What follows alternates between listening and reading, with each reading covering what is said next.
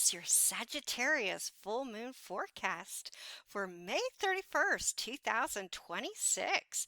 And we have the full moon at 9 degrees of Sagittarius opposite the sun at 9 degrees of Gemini. So what does this all mean? The Sagittarius full moon is a fire sign. It is a mutable sign. So, mutable is all about making changes and not staying fixed in one place. It is about the ninth house, about long distance travel, about philosophy, education, knowledge, lots of opinions, and Sagittarius is always blunt, forward, and outspoken. It is about the future. And Gemini is all about information and sometimes information overload. It's about communications of all sorts. So, with this full moon, we have the sun at 9 degrees Gemini, making a bit of a wide conjunction to Uranus. So, because this is all about Sagittarius and Gemini, it's all about information, then you can guarantee with this conjunction with the Sun and Uranus, there's going to be some kind of unexpected or unusual, surprising, shocking Uranus news that we are going to hear about right now. And because it is about Sagittarius as the full moon, this is some kind of information that may bring about exposure, anything to do with documents, facts, files, and so on. And it's about truth because Sagittarius values the truth and honesty. So this is something that we are definitely not going to expect that's going to really be put out there that we are just going to talk about and talk about for a long time. And with Gemini and Sagittarius, yes, indeed, at this time it is about communication and information overload, whether it's on the internet, whether it's in person, whether it's all over the media news. We just can't get enough of what kind of shocking news comes about right now. And we've got Mercury in its own in Sagittarius at 28 degrees. So this is going to be something memorable because we've got Gemini Mercury in its own, and we are really going to feel that this is some kind of news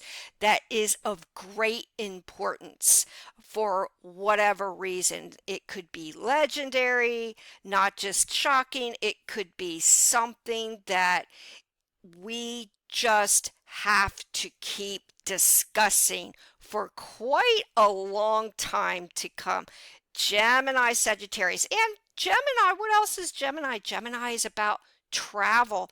So it could be something regarding travel, modes of travel, also information connected with such. Also, Gemini, kind of like Sagittarius, deals with publishing. So, yes, kind of like the last new moon in Taurus, I am apt to believe, looking at this right now, that there's going to be some surprising incidents connected with some files, documents, who knows, maybe some kind of a book, publishing, and so on and so forth. One thing you can guarantee for sure is with this Sagittarius full moon with Gemini, is we are going to have a lot of very strong, healthy opinions for sure. And we also have Mars, the planet of action, in the sign of Taurus. And what is Taurus? Taurus can be a bit of a bully. And here we've got Mars, the planet of action, squaring off with Pluto, which Pluto is connected with Scorpio, and Pluto can be with the underground, that which is below the surface. And you've got Pluto retrograde in Aquarius right now. So that only gives that much more strength and intensity to Pluto. And when you've got this square off to Mars at 9 degrees of Taurus, well, Pluto also rules, of all things, besides what is underneath the surface, it rules explosions. And so there could be, yes, because Pluto is also connected with the powers that be and those in authority and power.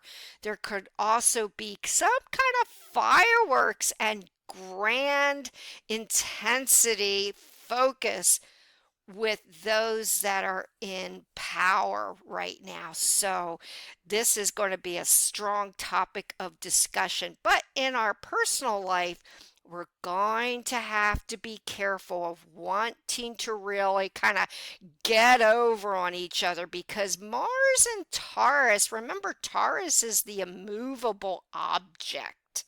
And Uranus with Aquarius, Pluto here, retrograde, is all about our humanity, how we relate to each other, how we really connect.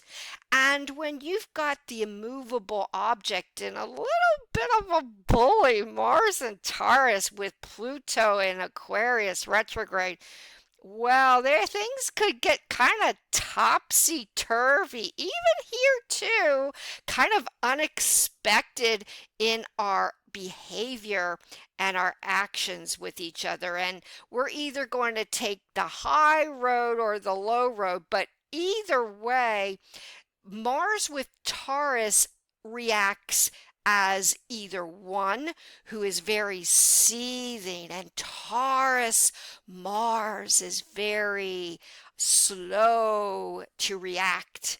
And this could also be kind of negative here too, because we don't want to take underhanded and use underhanded force or tactics against each other, or whatever power play comes in to the picture here, because with Pluto retrograde, this can be very seething, and we may have this tendency, or those even in power, to just take subversive tactics to kind of get even or to get over on the other. So this can be in itself kind of explosive.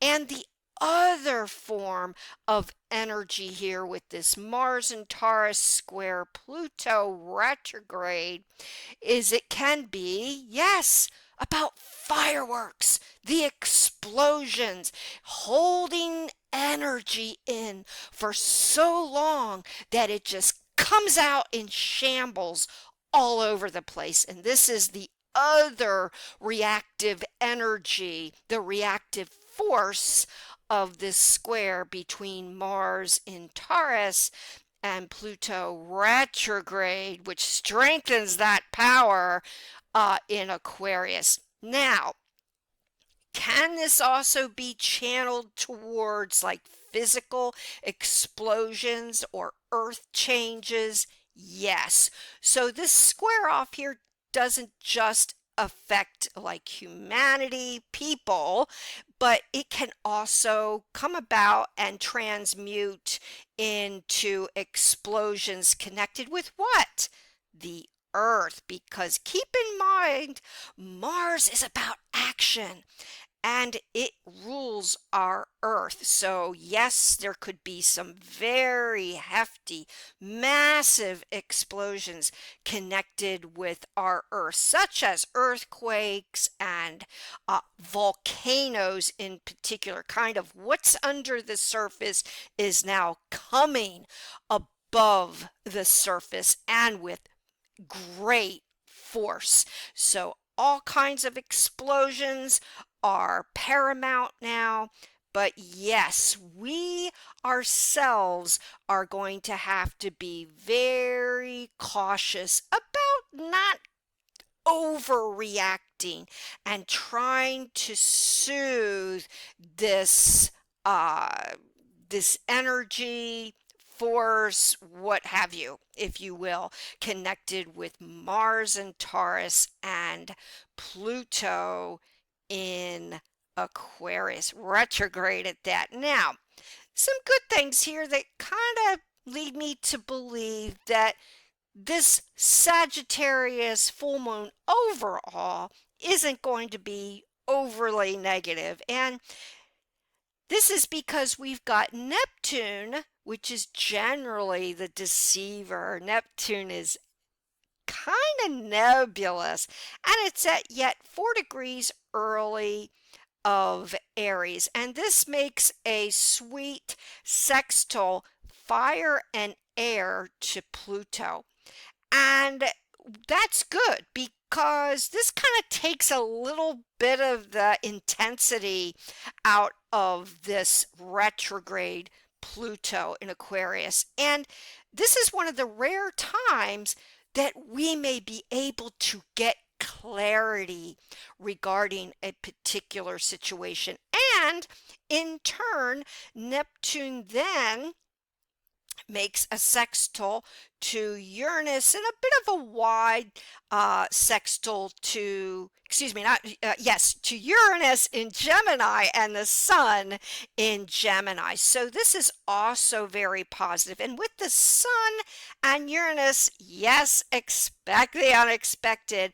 But with the sextile to Neptune, we are really looking forward to telling it like it is. It's not about secrets now.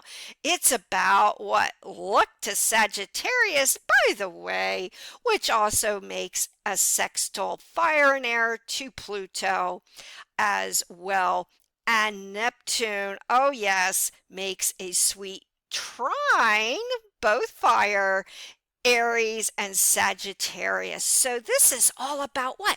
It's about feeling good. It's about buoyancy. It's about optimism. So that kind of gives a little more good energy, feel good energy to this chart. We're very forward looking, looking to the future.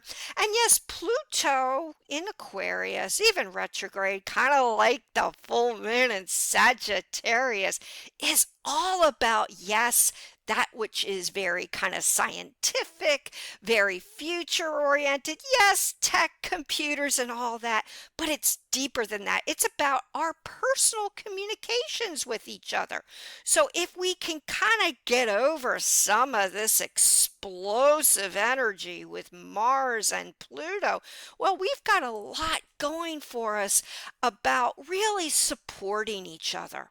Because look, I mean, after all, it is a supportive trine between Sun, Uranus, and Pluto and Aquarius, and Neptune and Aries, and Saturn and Aries, making a supportive trine to this full moon. So if anything, we're going to feel like what? We are making progress. And that is so important because the last one of the last full moons was Scorpio, and that was all about secrets and mysteries and frustrations along that line. But now that we have all this Sagittarius, high-minded, if you will, energy, we really want to expose. It's kind of like we're in the mood to just tell it like it is. Put the cards on the table. We want to see the light of day here. And that is what is so extraordinarily positive about this Sagittarius full moon. However, keep in mind it is a Sagittarius full moon, so we are going to close the book on something that is exceptionally important, and getting back to the beginning with that theme with Gemini and Sagittarius, this may be that we are going to finally close the book on some kind of important files, documents, information that is going to come about as a shock or a shocking finale, if you will, there too. So, even with Uranus in the Sun, Mars in Taurus, Pluto in Aquarius. It's all about, as I said, expect the unexpected. That's for sure. But hey, at least we have a silver lining here with all this positivity and sextiles and trines. And so I'm apt to believe, even if with this Mars Pluto square and we're left in shambles, well, I think we're going to feel rather positive and we're going to get through it.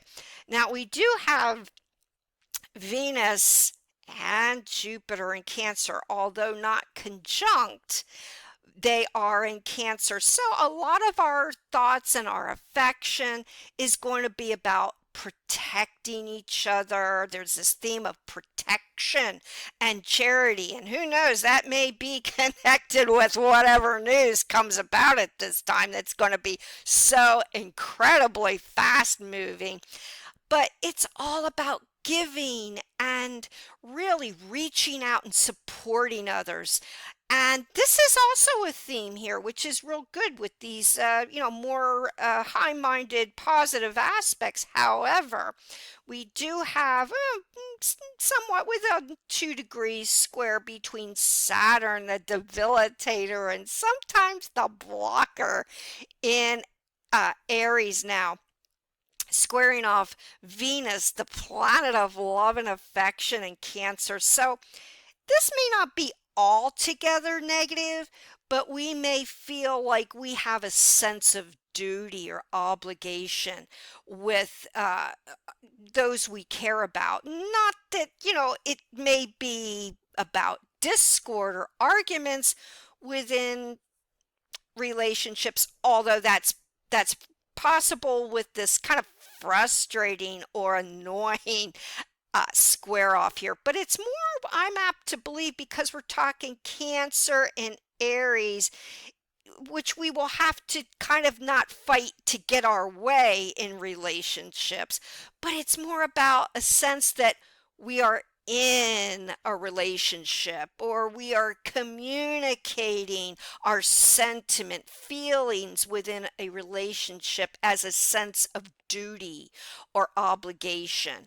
And keep in mind, this isn't always about love relationships. It can be family, it can be friends, but because of that sense of obligation, we may become frustrated with each other. We may create conflict within that sense of maybe being taken advantage of or feeling like, we're kind of stuck in a frustrating or in the extreme, possibly an unhappy situation. So we're really going to have to keep on top of that and try to here to kind of soothe some of our irritations within all kinds of relationships at this time.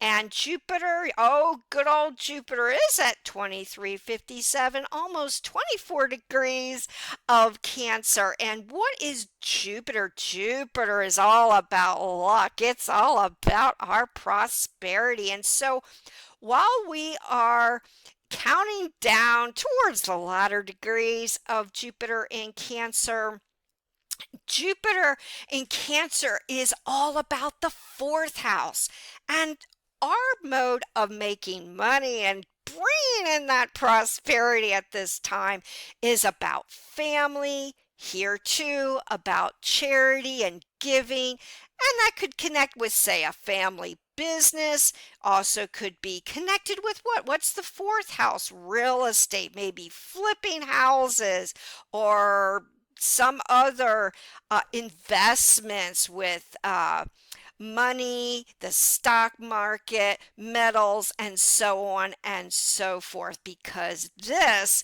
is Jupiter's way of bringing in the money, is all fourth house connections. Yes, indeed. Now we do have with Venus in Cancer at 14 degrees and the Sagittarius full moon, I almost said new moon there, full moon at 9 degrees. Well, there's a little bit of a quincunx, somewhat of a minor yet here too, annoying, irritating aspect. And because it is involving the moon, we may be rather impatient with each other in our need to get things done. And this is also connecting up with, yes, Venus, the planet of love and affection. So we really have to kind of be patient with each other. It kind of sends me a picture here, with the square off between Venus and Saturn and the quincunx between Venus and the moon and Sagittarius. A picture of kind of like where we're kind of wanting to get things done. We're feeling rather positive and ambition, energetic, but at the same time, we are a little bit impatient and impatient with each other, and that may create a certain irritation, frustration. Oh, there's those words again. So then we've got this Mars and Taurus and Pluto, this explosive, very, very intense aspect that we're feeling kind of frustrated. We want to get things done. We have our ambitions and goals we're feeling awfully positive about. And gosh, we're feeling kind of chatty and high-minded. And we really are feeling restless too. We just want to travel and go, go, go. But we can't ignore these irritations in relationships and frustrations. And it's sometimes these minor connections that make us feel kind of snappy and can bring about more major difficulties or disagreements.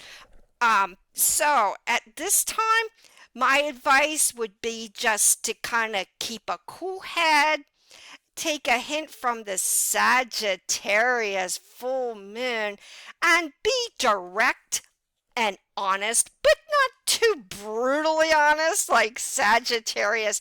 We want to be more chatty and we want to be on the go. If we can keep more of a lighthearted aspect, well, then the intensity here in this chart will be dissolved for all the happier, more better, I guess you could say, aspects. If you'd like to get in touch with me, my contact information is down below. I give one-on-one readings and written reports. Please subscribe to this channel and press the bell notification.